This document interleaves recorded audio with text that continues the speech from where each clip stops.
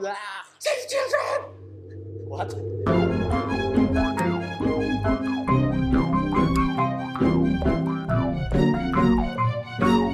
Hello everybody and welcome to the Filipino Freethinkers podcast that's also a video. I'm Red. I'm Pepe. I'm Frank. And today we're talking about bullying. What? So many things about bullying. But first, some good news. For the first time in a very long time, the government made a decision towards secularism. Yeah. They corrected a mistake that was too sectarian for our constitution that is secular. In particular, I'm talking about them or the Department of Education changing its vision statement, removing the God-loving phrase from it. And here's an article that talks all about it. And yeah, it's something to celebrate. Apparently, all it takes for the government to do these kinds of things is for groups like ours or Anyone other to speak up. Yeah, to speak up. Yeah. In this particular case, we wrote an open letter. You can read all about it. There's gonna be some links in the description of this video. You can read about the issue. But yeah, that's something to celebrate. So there are a lot of other things on our list. There's just take out your money and you'll see like a gross violation of secularism there. There are still these government offices that have all of these religious symbolism and icons and ceremonies. And we'll get to that. We'll start writing letters about that as well. But this is something to celebrate. It's a good start. But I did mention bullying. And in particular, we were called bullies for writing to the Department of Education this very calm letter. The first letter was written by you. Yeah, I wrote the first letter. A few weeks or I don't know, a week after. Our parents group wrote another letter and nothing about that struck me as bullying. You were just mentioning that even non-believers had rights. Yeah, we're just pointing out this wording is sectarian. Like it favors theism, and that's not good according to the Constitution. So we just pointed out, like, guys, maybe you could fix this. Yeah, We didn't say you have to fix this. You're horrible. It's nothing like that. Yeah, and it's cool because this change was actually, we were reminded of this change by two other articles that were against it. Yeah. Like the one was the website Act Like a Man, and the other was this other Christian current website. Sorry, here's a link. Why are we linking to them? But three corrections. Three main things that was brought up by this issue. The first is that, of course, we are not a nation of just Catholics. We also have non-believers and non-Catholics in general who may have a different conception of what it means to be God-loving. So, the Department of Education or the government in general is really in no position to dictate to its citizens how it rears its children. Yeah. And that's what was emphasized by our parents group. And second thing is, we are a secular democracy that protects the rights of minorities. The argument used by this other website whose name I can't remember is that because 80% of the population is Catholic, our constitution and our laws should reflect that majority. That's not how democracy works. Yeah. Democracy, it should protect the rights of the minorities up to the individual, ideally. Like, if you go through that logic, it opens up a door of oppression and marginalization. Yeah. So, the Constitution is there for a reason. It's so that mobocracy or mob rule does not happen. Yeah, check the definition of democracy and the Republic of the Philippines. There is a republic because we want to ensure that these rights remain intact. Yeah. And the third thing is bullying. We are not, what we did is not bullying. It was written by Andy. Andy said it quite eloquently in this post of his that we are like a 90-pound guy cornering this 300-pound guy. And how are we bullying this institution that has a captive audience of 80%, as they claim? We're just less than 1%. And we don't even have funding. We don't have this block voting that other religions have. Politicians don't pander to us. How can we be bullies? And we were called the bullies. Yeah, what I find really interesting and surprising in a positive way is that they actually changed it. Whether or not it was initiated by us or we caused them to do it, they actually changed it. And the government is the powerful. It's a very powerful institution, right? And The most powerful in this country. Yes, Yeah. and what we did was, hey, would you like to change this because it really disregards a lot of people, and they said, yeah, okay, let's do that. And I did not expect any government institution to move towards secularism, and that it started with the education sector is a really good start. And Hopefully the other sectors follow suit. And the Secretary of Education is a religious person, Yeah. Brother Armin Luistro from De La Salle. And that makes it even more noteworthy because his organization appreciates the value of secularism. And that's one other misconception that a lot of people have. They keep on saying that we are an atheistic organization.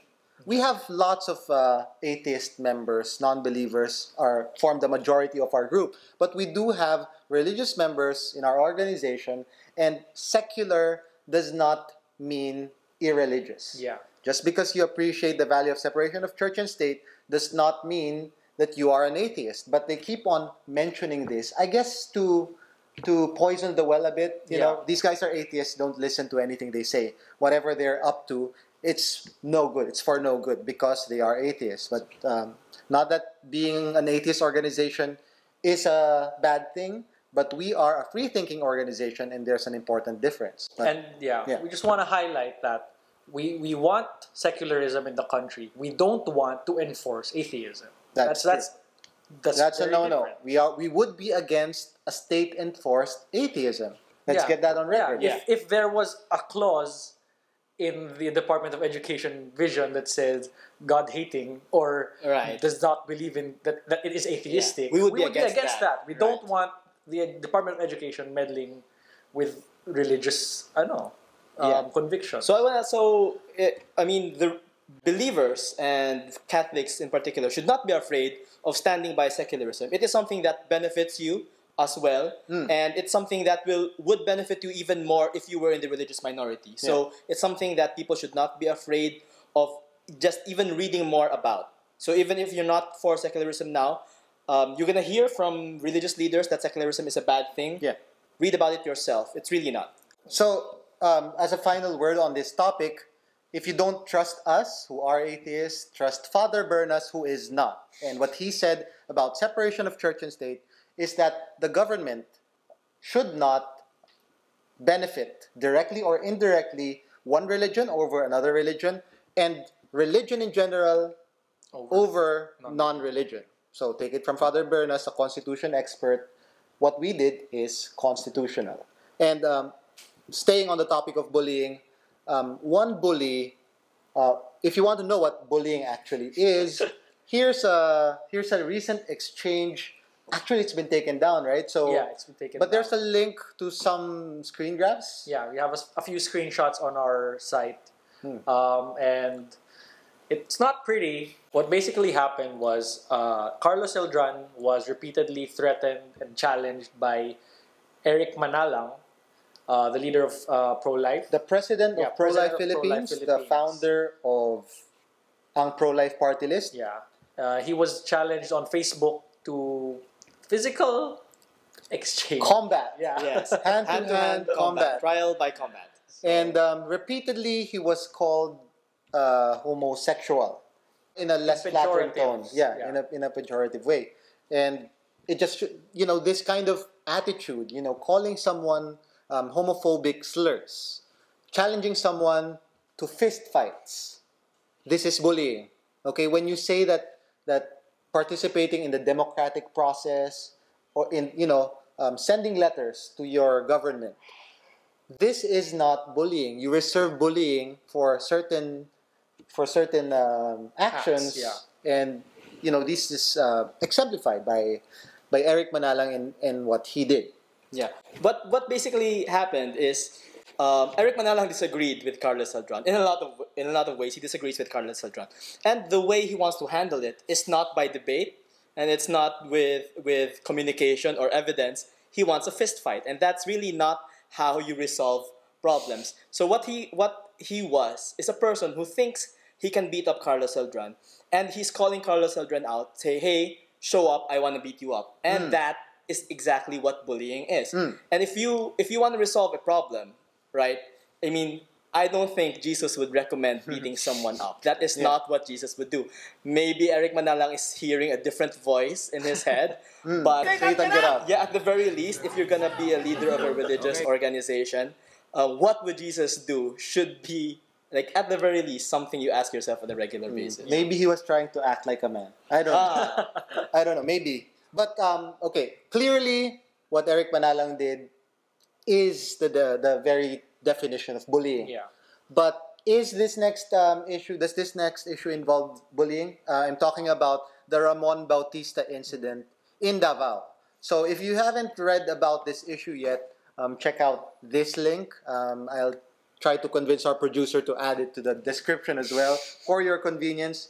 But essentially what happened was Ramon Bautista was trying to promote ayosdito.ph. We can receive like sponsorship from them. Wink, wink. That's cool too.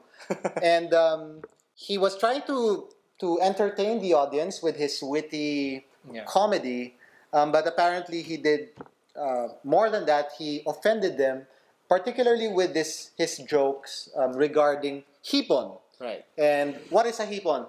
As far as I know, hipon, referring to people, is what you call a person who is unattractive in the face level but has an attractive body. So this is not, I believe, limited to women. It's been used, I understand, to describe also men who are ugly but have a nice body. Yes. Right. So he made the comment that there are lots of hipon in Davao. Yes. Davao, which also has a lot of seafood, as I understand it, and that was a joke that there are lots of shrimp in Davao, but the comedy, his brand of comedy, it was to insinuate that he's talking about the people. Yeah. Right, and people took offense at this. Yeah. Was it true?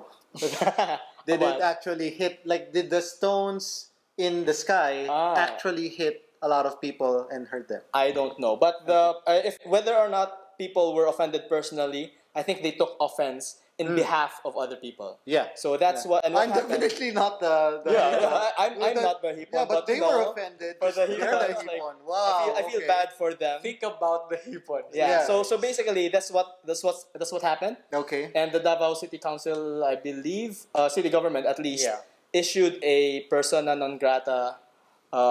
It was an official council declaration. Stamped him as we don't like this person. Yeah. Okay. Basically. So that's what they did to Ramon Bautista and discussed. So two angles here. Either Ramon Bautista is the bully because he picked on the hipons or the friends of the hipon, the defenders of the hipons. And the other angle, of course, is that the government of the local government of Davao bullied Ramon Bautista. I mean, on one hand, you have Ramon Bautista who had the microphone. Yeah. Who had the He is the also audience. a celebrity of some He's sort. also a celebrity. So he has a following. Yeah, and he has poggy problems, and maybe people will believe that Davao is full of hipon if he said something that authoritatively.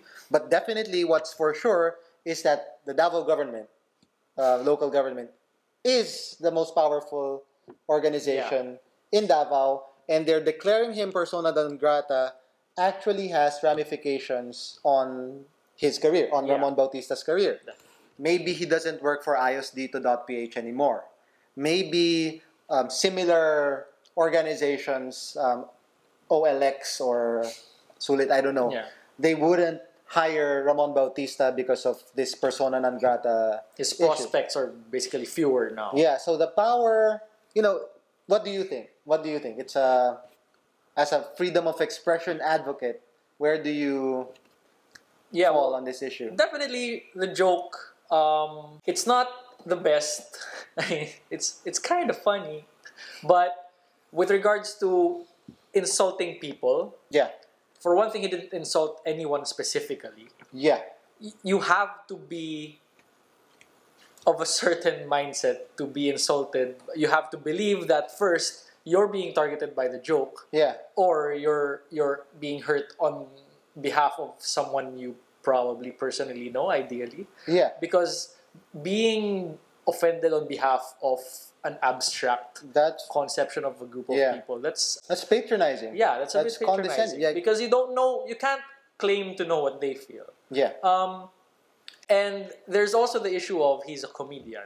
Yeah. And he's not like it's not like he's a statesperson who went to Davao for an ambassador like thing. Yeah. He was just a comedian promoting Ayos Dito. And I take jokes not that seriously. And Okay. I think that's the ideal way of taking jokes. If you were to take offense with a joke, I think that reveals more about Your insecurities. your insecurities than it does about like the Joker. Yeah. But still, yeah, it's a bit punching down because it's You're the government. yeah. Well, no, I No, I'm for- talking about for- the for joke, Bautista, because yeah. you're hitting people who are not particularly attractive, but at Yeah. the same time, you're saying something good about their bodies, which is a good, Half and half. Yeah, it's half and half. You Actually, can't there's say more it's- mass on the bodies than the, so it's Are you saying that the face is more important than the body? Maybe health-wise, the body is more important. So I don't know. It depends. What do you value? But I definitely think that the government overreacted here. okay. And like what discussion previously brought out is the persona non grata thing is essentially a declaration of butthurt. Like, oh, we don't like this person, but it doesn't really have that much of a legal effect. Yeah. It's just a declaration, like, Yeah. we don't like this guy. We as a city don't like what this guy did. He hurt our He's the feelings. hipon. Yeah. Essentially. Something like that. Yeah.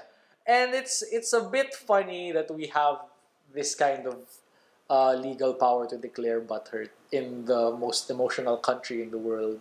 And it's a bit revealing of the emotional maturity of our, I don't know, We've our populace. discussed a lot of issues that are similar to this, but on the spectrum of offensiveness of humor, I don't even think the hipon comment would rate, beyond the 3. You Yeah. know, there Yeah, are exactly. rape jokes, Holocaust jokes, stuff that with Yeah. actual people would request trigger warnings for them. Yeah, solid. But for hipon, he said, there are so many shrimp in Davao. in Davao. Like, did he say that majority of the residents of Davao are shrimps? Like, he said, No. just said, what does madami? Like, a dozen is madami. 2 dozen. Did he even say that? Did he clarify that he was referring to women? Yeah. Because hipon could be Men or women. yeah. And the accusation, as far as the resolution goes, was that he was being a chauvinist and he was being sexist with his sexist. comments. Oh. I didn't know that hipon. Are all hipon just female? I don't know. Okay, no. Definitely not. So I don't know. I want to add that Davao has not taken a stance, as far as I know, against all of sexism. If this comment happened, for example, in another place, they're not gonna comment. They're not gonna say he's a persona non grata. So the problem that Davao has is with his calling Davaoeños Yeah. hipon. So they really don't have a moral high ground because they're basically just saying, "Oh, we're not hipon." They're not going against chauvinism in general. in general, right? So they just don't want to be insulted. Yeah. That's It's what. the tribalism. Yeah, it is tribalism. It's Yeah. onions And being onions. as far as offenses in Davao goes, making a joke about hipon is nothing. I mean, so much shit is like done by the alleged shit is done by the government. Yeah. Yeah. And to take offense at a joke is really ridiculous. Yeah, it's kind of comedic in a very sad way. Yeah. That people are offended by Ramon Bautista.